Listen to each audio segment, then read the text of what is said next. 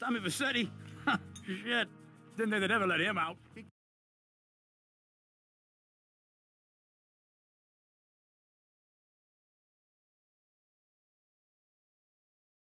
I poked my head out of the gutter for 1 freaking second and fate shovels shit in my face.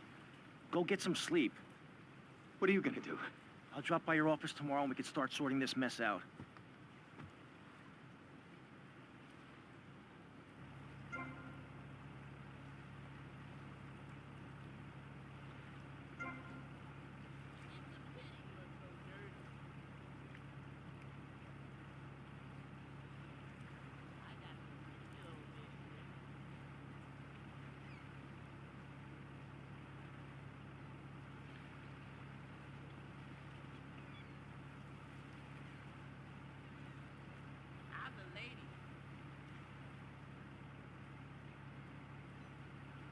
I smile at everyone.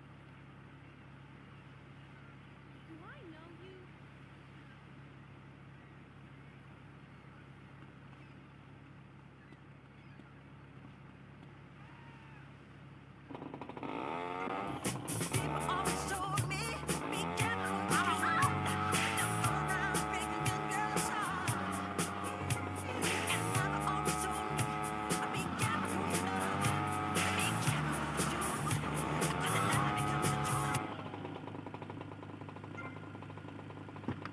Now don't try and be tough with me, pal.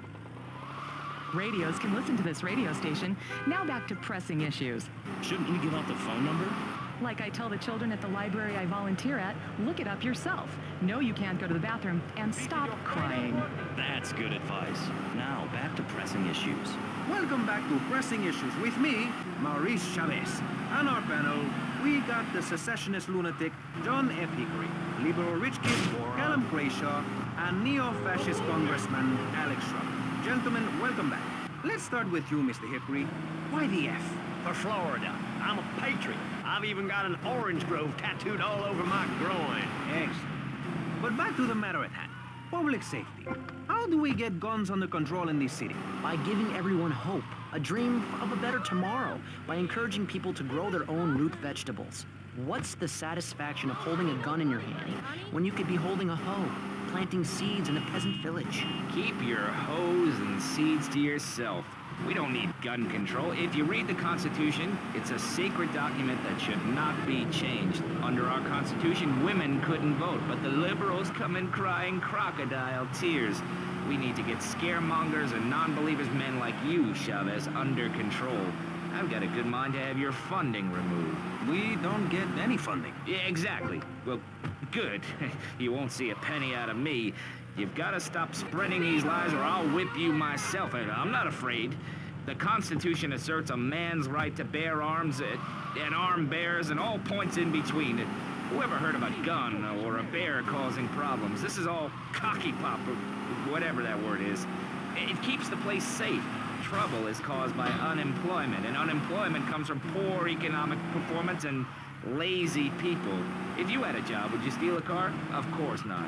And if you had a high-rise condo, a mistress, and a seat on the board, would you run around graffitiing your name all over town and making a nuisance of yourself, spinning on your back and popping and locking and... Not a hope. It's simple. If you don't have a job, starve. Get out of my constituency. By force if necessary, and starve. That is quite simple. Are you really saying that? Of course I am. Vice City is a growing city. Of course, there are going to be some growing pains. Well, what I tell people is this. Gather up your life savings. Buy yourself a piece of swamp. Drain it and get rid of the damn wildlife. Then apply for planning permission. Pretty soon, you could have your own retirement community or resort destination holiday place. You can start making money out of the boom, the shrub-inspired boom, and enjoy the kind of things sensible people have. Personal bodyguards, massive fences, and a bigger collection of guns than the other guy. It stands to reason. No, no, no, no. Keep them out of here. We do not want any more old folks. If there are any old people listening, go back to your homes. Florida does not want you. Please, die somewhere else. What's wrong with Nevada or Kansas? We want a river.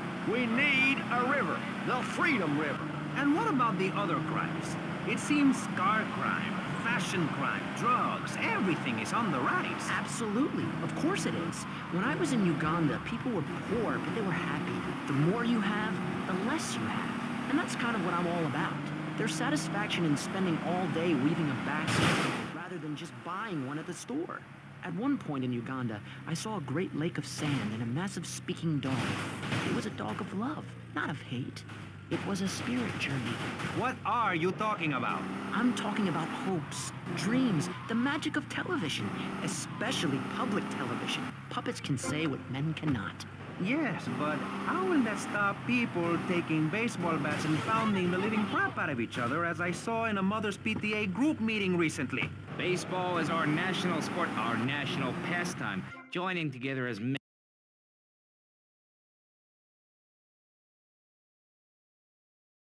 I hate that spring training. Who do those guys think they are? Coming here and getting in the way, showing us no respect, drinking our orange juice and seducing our women folk. Training your own home, mister. Our national game down here, my friend, is digging. Digging a big ditch. A ditch of hope, which will flood into a river of freedom. So far, we've dug 17 feet. We're almost free. Almost. When we are floating away in the Caribbean Sea, free to run things our way, singing Kumbaya in the sunshine. No school, no tax. Free barbecue and pinball for everyone. Sophisticated entertainment. Yes, but what about the little guy? What about the guy who is standing there saying, I like being part of America. I like it a lot. I get public radio. I can hear Maurice Chavez. I own a small one-bedroom home, a business selling flowers to people stuck in traffic. 3 or 4 radios, all turned on to VCPR. A dog, 15 ice cubes. But I don't feel safe. I'm worried about gangs. Gangs are a myth put out by the liberal elite to patronize and demean the working man. I mean, what kind of right-minded youth from a poorer background is going to spend his time stealing things and posing in silly clothes when he could be getting ahead with a minimum wage job and making his parent proud? The dream of America is to live in a duplex and share a yard. Why would anyone want to threaten that great future? Answer me that and I'll show you a green dog. And speaking for the underdog, the foundation I set up with my trust fund, we believe gangs are a valid expression of a people's identity, a grouping, a community within a community. Gangs are a way to be noticed in the boxy suburbs. You scream out, rather than urinate at the edge of your camp like a proud native. We spray paint our names on the walls of the mall to ward off predators. And that's supposed to terrify people? No. We believe passionately in non-violent solutions to life's problems. Gangs have to learn to love, to be inclusionary. We'd award badges to good gangs and give bad gangs a silly hat to wear. It would give people something to feel a part of. Kill with kindness, not a guarding tool. Yes, but what about the guy getting beaten up on the street? Or the man having his motorcycle stolen? What about him? Or her. Some of the best bikers are really women. Anyone can join our group. This is about poor people getting together. But your father owns half of Florida. How are you part of the working class? Like I said, possessions are not important at all. I'll pick up a hitchhiker in my convertible any day. The other day, I picked up a young woman and we discussed a non-violent solution to war. We called it peace. Your father is a great man. He's done more for the arms trade in this state than anyone else, myself included. And you shame him with this socialist, jiggery, pokery hootenanny. America needs hope, not songs that are supposed to send food to the poor.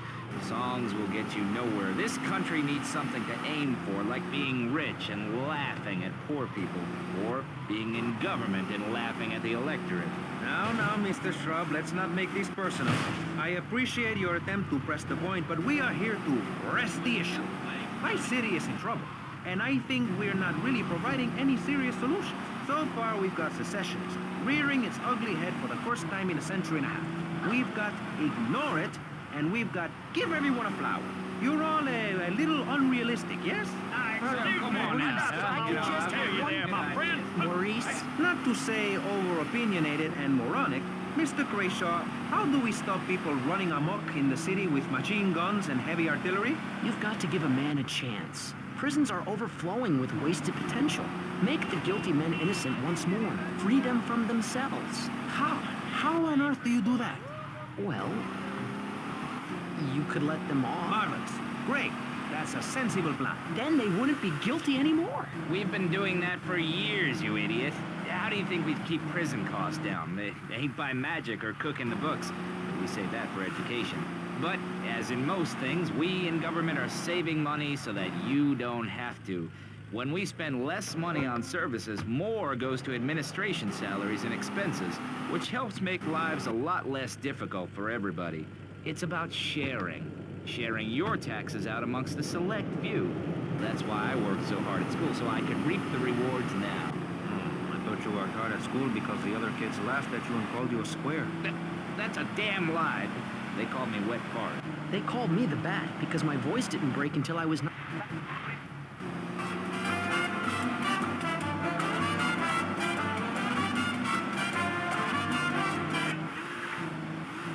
husband and I...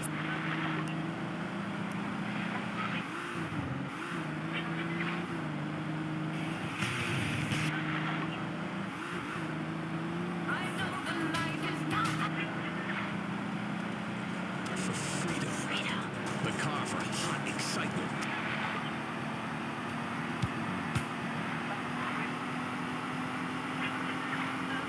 El mango olvida el tango y la seriedad. A mí me gusta el bolero, lo mismo que la guaracha. La conga tuvo su racha, como el afro y el vivar. Pero mientras que existen...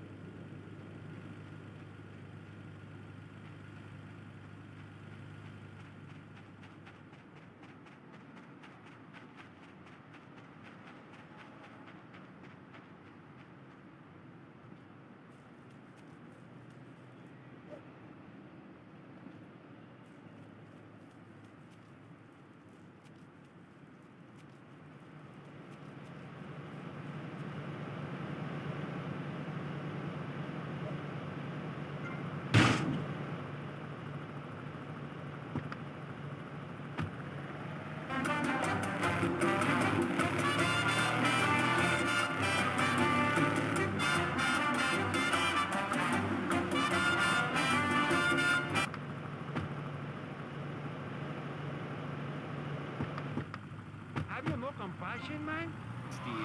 But at least with me in charge, you know I look good and I have a very supercilious manner. Besides which, I've been abroad and I prefer it here because I'm a man of the people. Vote shrub. You'll get richer and you won't feel guilty about it. Enough! We're running out of time, and you completely failed to answer the question. I'm a professional. That's my job. And Mr. Hickory, what about you? All right, these problems are typical of what happens with an open border to the north. The state is filling up with trash. People who can't tell the difference between a swamp and a marsh. Guys who don't know the first thing about the legality of marrying within the family. That's why we need a river. People, I'm telling you, pick up your spades, go into your garden, start digging as deep and as far as you can. Pretty soon the whole state will be flooded and ruined, and then they'll have to leave. We must build a moat to the north or they will come down and ruin this great state. And Mr. Hickory, were you born in Florida? What a stupid question with all the cheek. Were you? Of course not. No one's been born in Florida since 1877, but I've been here for 5 years, which is a very long time. Yes, it is. A very long time. Almost as long as this show. Ladies and gentlemen, you're listening to Pressing Issues with me, Maurice Chavez, presiding over some of the least informed debate on the radio. In this episode of Pressing the Issue, we had Alex Shrub, Callum Crayshaw, and John Florida Hickory discussing safety. I guess you've all got to make up your own minds. Should we be as wet as fish or a corrupt money-grabbing thief? Gentlemen, I feel we really got somewhere, and that Vice City and people everywhere know a lot more than they did before we began. And now, over to Jonathan and Melissa to talk to you about public radio in Georgia. I still need pocket money, pal. Interesting. I'm Michelle Montanious. And I'm Jonathan Freeloader. Public radio is very important. You may have heard my recent hour-long story about my hike in the park. That was fascinating and very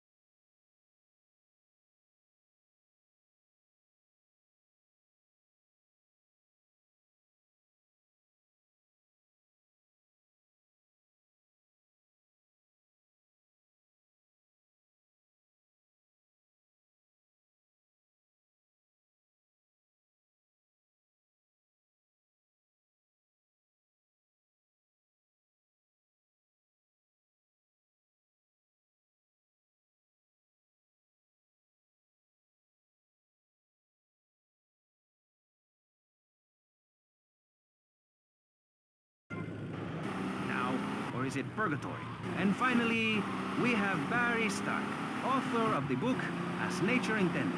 He's the editor of Vice City's Nature is News, and is working feverishly, it says here, to bring more nude recreation to Vice City. To protect the dignity of our other panelists, we place Mr. Barry Stark behind a divider.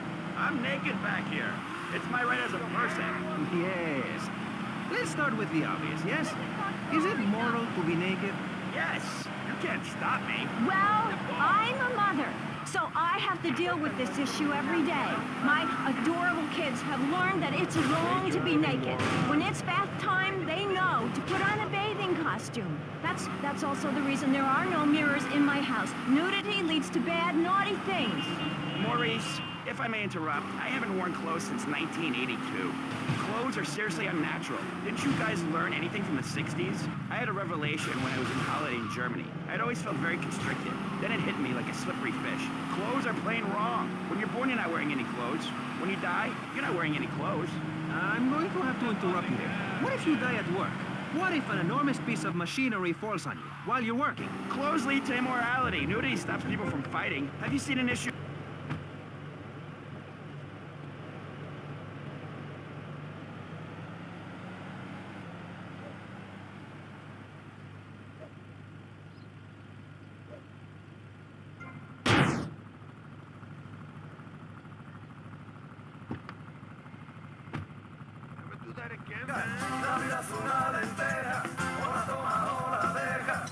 Hello, hello.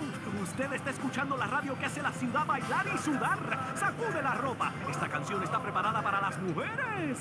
Radio Espantoso. I'm a VIP, and I want to live around people just like myself, rich and divorced. I'm Everett Carey. Shady Acres is an incredible, upscale, state-of-the-art, top-notch condominium development. A short drive out of town on some pristine wetlands, away from the noise and uninvited diversity of the city. And when you buy into that dream that is Shady Acres, not only do you get a luxurious 5,000 square foot condo with underground parking for your newly acquired sports car, but there's also a jacuzzi for entertainment. know it's right. From the moment I wake up to deep in the night, nowhere on earth I'd rather be holding you tenderly. I've been waiting for a girl like you to come into my life. I've been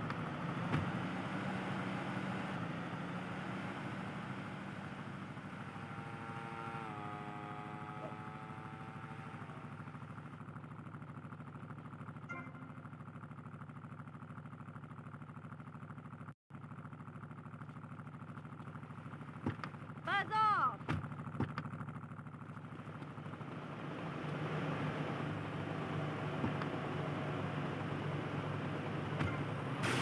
Very special. So special, they go to special classes. Now, I teach my kids history to give them perspective. Last night I was telling them about how Magellan sailed around the Strait of Magellan and met some friendly natives that gave him supplies. Then he had to kill all of them. That's an important lesson about life. If you look at nature, you'll see many species that eat their children to protect them. This is especially true of hamsters. It's about putting the family first. That's really important to me, and where a lot of my morality comes from. And if you don't like it, find your own husband and stay away from mine, okay? Okay, but, and excuse me if I sound a little confused here, but I don't think I understand. Now, my morality comes from looking at history and biology and...